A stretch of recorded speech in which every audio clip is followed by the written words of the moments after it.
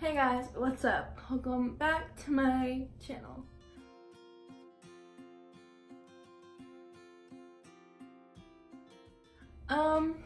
So today's video is going to be a lot different than my my past videos, because like my past videos have been like more like style based, like tag vlog.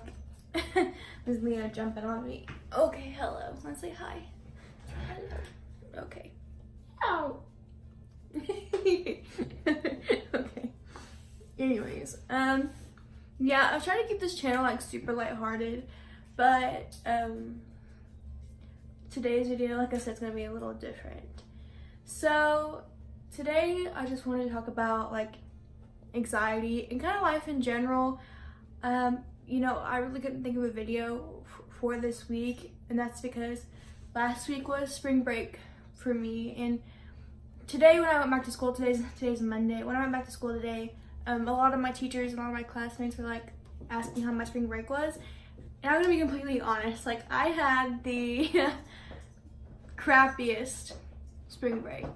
Like that's Leo.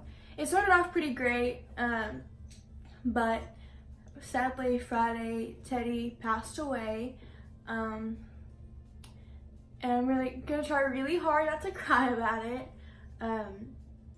Yeah, Teddy passed away, and I saw him in my last video with my sister whenever we went prom dress shopping. He was in the shot, but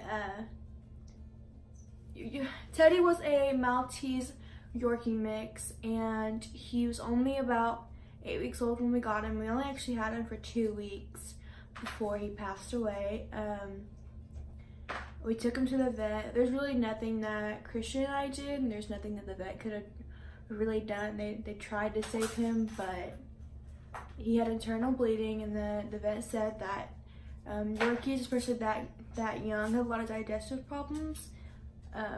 So yeah, Friday I'm just gonna be like 100% real with you guys. Friday I was a complete mess.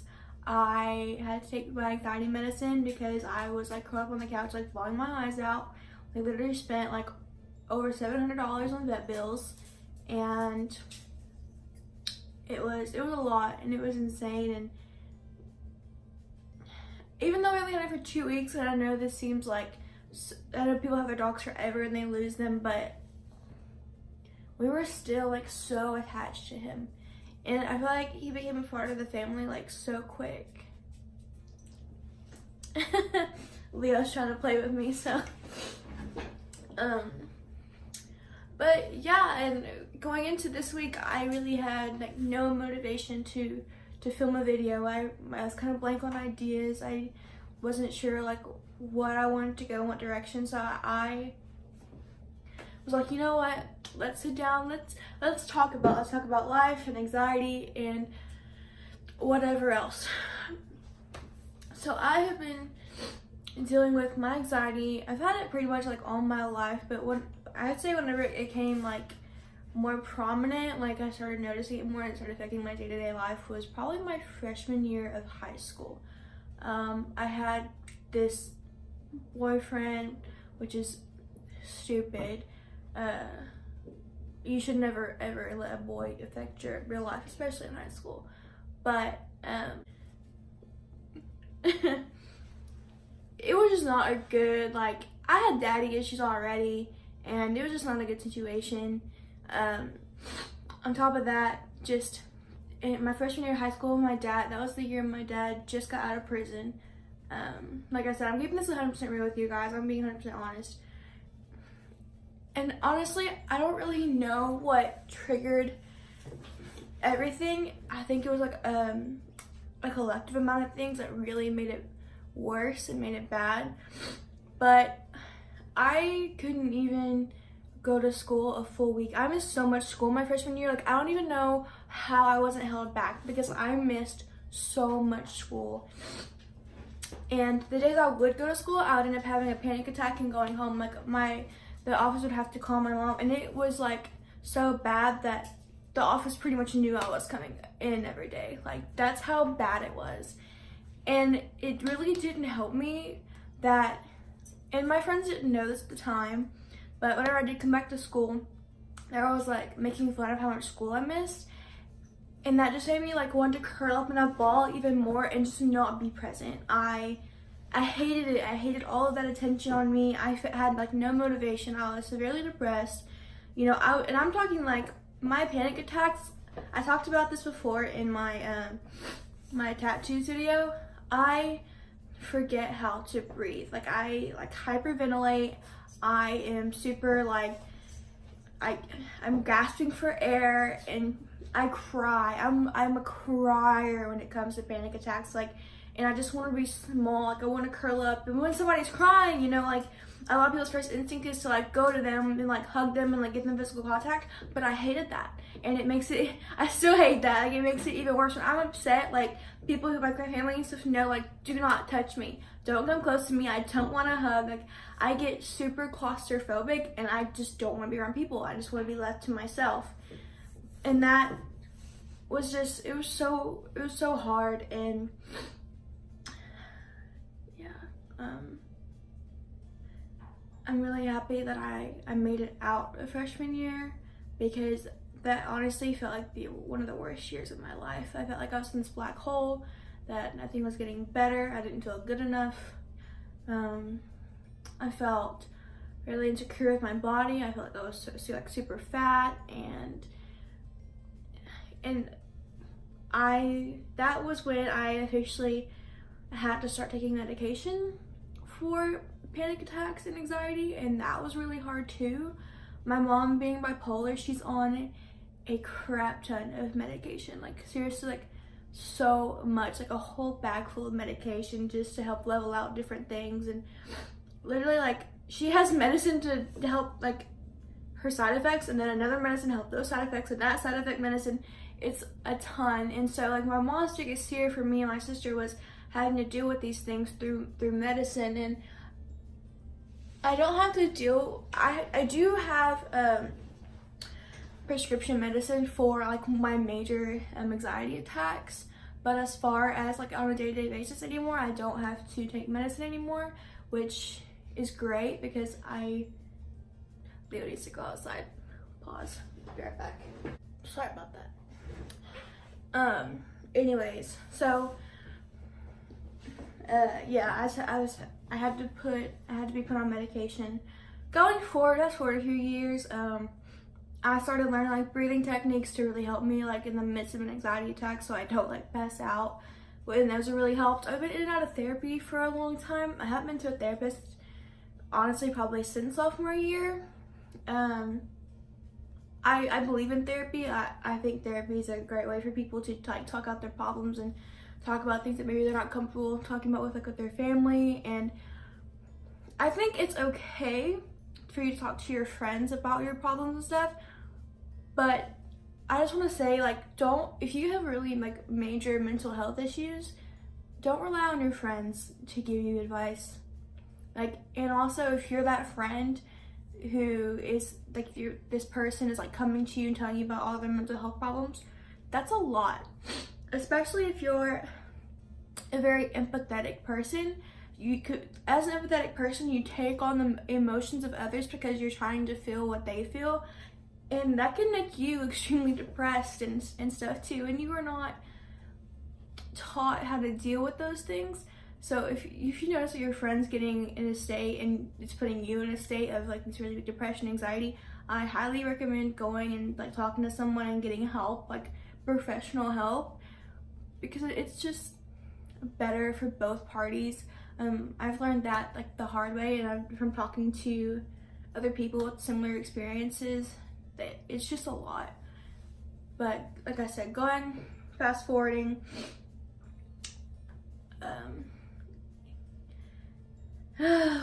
it's just a lot to talk about. But I want to be like completely real and 100%, because I know I'm not the only person out there that struggles with anxiety and depression and, you know, everything else, because life is hard, and sometimes it throws curveballs at you that you're not prepared for. This last summer actually, and I really talked about this with a handful of people, but I want to get it out there. Like I said, my mom is bipolar, And this summer, Christian was deployed, and he had been deployed for over 6 months.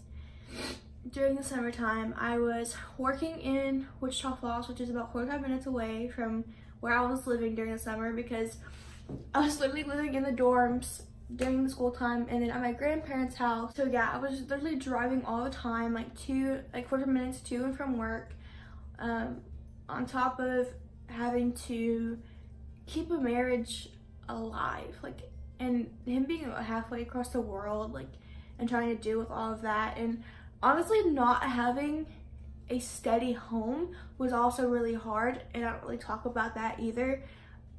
That sucks. Like, don't get me wrong, like, I love my grandparents, but that's their home. Like, I was literally sleeping like on a couch, and like they finally put a bed in there, but that's not like my own space. That's not like my own home. And I had these friends, like some girlfriends that really like to go out and like party and go dancing and stuff, and I love going out dancing with them. It was a lot of fun, and I do have a lot of good memories, but I started to drink really, like, excessively, not like an alcoholic level, but when I drank with them, like, I drank to get drunk, like really like messed up, because I didn't want to deal with it anymore, and that caused a lot of anxiety attacks and panic attacks that stemmed from me being, I hate things being uncertain, and I hate things being up in the air. With Christian being gone and not having a steady home environment, that threw a lot of things through a loop with me, and it was a lot of anxiety and just anger at myself. And this anger, like, was honestly for no good reason. Like no one did anything wrong. It was just like this built up aggression that stems from this mental illness that, you know. So I went and talked to my doctor in Bowie, and she described me antidepressants for the first time. So I was on antidepressants, and she told me, she was like, if these don't work for you, we're going to have to look into going to a professional and testing if you're bipolar. And when I got home back to my grandparents' house after that, like, I saw my grandma. She was literally like leaving for work, and like intersected her, and I just busted out crying. Like, being bipolar is like probably one of my biggest fears. That's another thing I don't really talk about, because I see how much it affects my mom and her daily life and her relationships with not only like friends and like my stepdad, but also like my sister and I. And you know, it's a lot. My mom is a really strong person, and she deals with a lot, and she's done her best with the hand that she's been dealt, but that's just not the kind of life that I want. And I know not everybody's the same. I know there's different kind of bipolar disorders, like, trust me, like, I get the gist, but I don't know, it was scary. And yeah, and then leading up to now, like this past week, my anxiety's been so high, and I don't know what it is. When I get super stressed out or really hot, like, you can't really see it, like these little like red bumps on my hand, and I also have, you can kind of see one here and like right here, but I covered it up with makeup, but I have a bunch of like red bumps just going on in my face, and there's also one on my lip that you can't see. And I don't know if it's egg, I think of that meme, like, you got eggs, but I don't know really what it is. A lot of people, I told some people about it, but they're not doctors, so I don't really know what it is. But those pop up all the time when I'm really stressed. And, you know, I had that throughout high school too. In high school, they were super bad, like all up my legs and arms, and my face would swell up. And yeah, good old anxiety.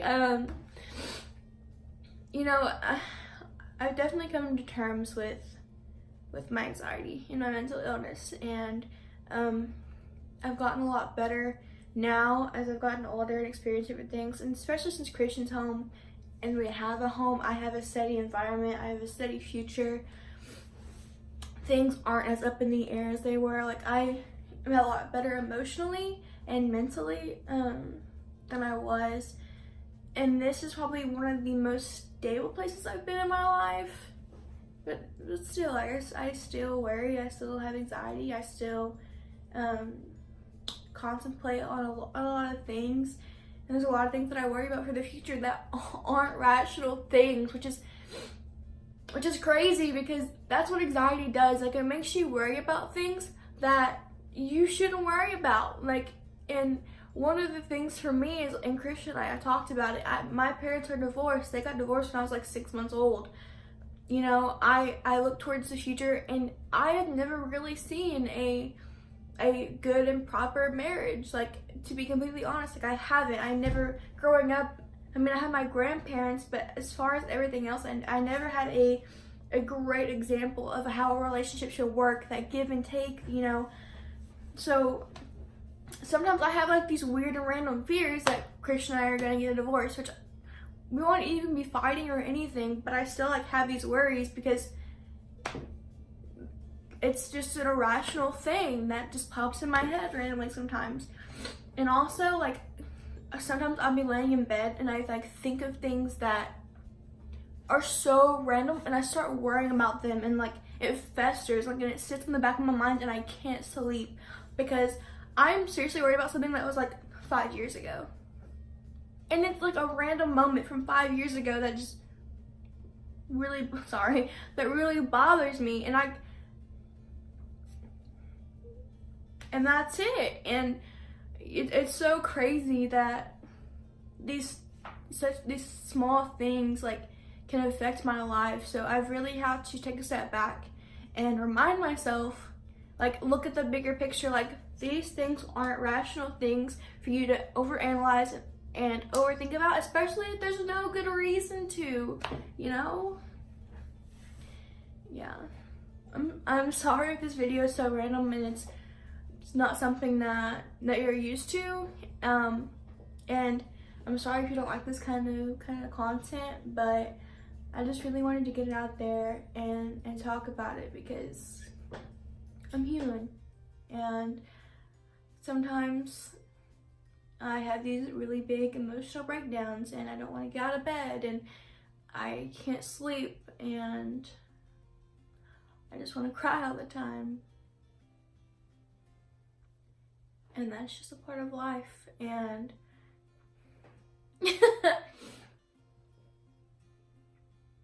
and anxiety is so hard to have sometimes, especially when people don't understand it.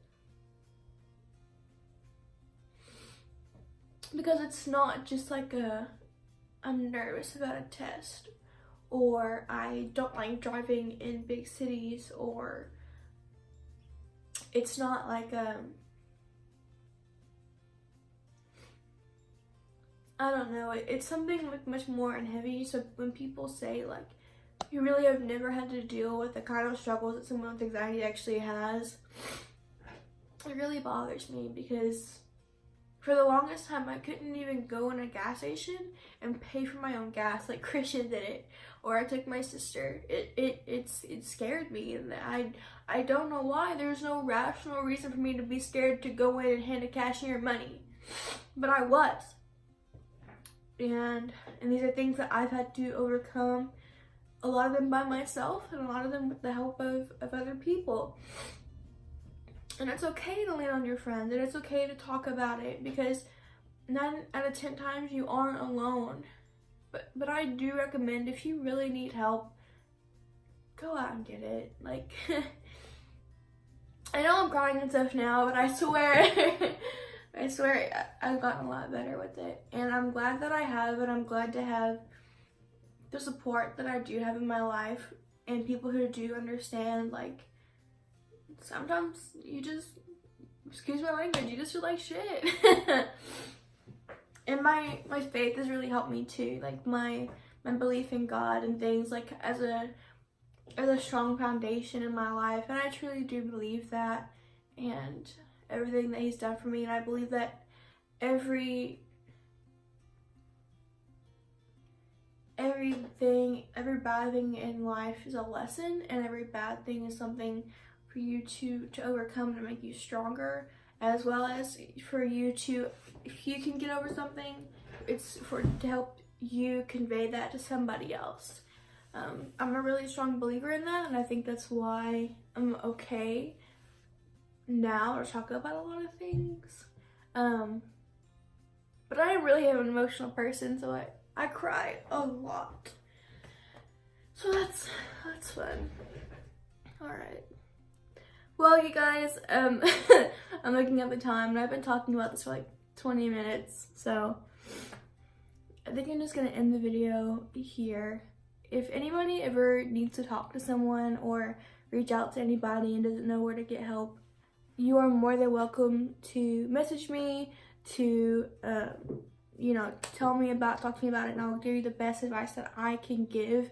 Or even if you don't want advice and you just want to get it out there to someone that you don't even know, or, you know, whatever else, like, just talk to me, because I love talking to other people, and I feel like I'm pretty good at reciprocating that advice. Yeah, and I will see you guys next week.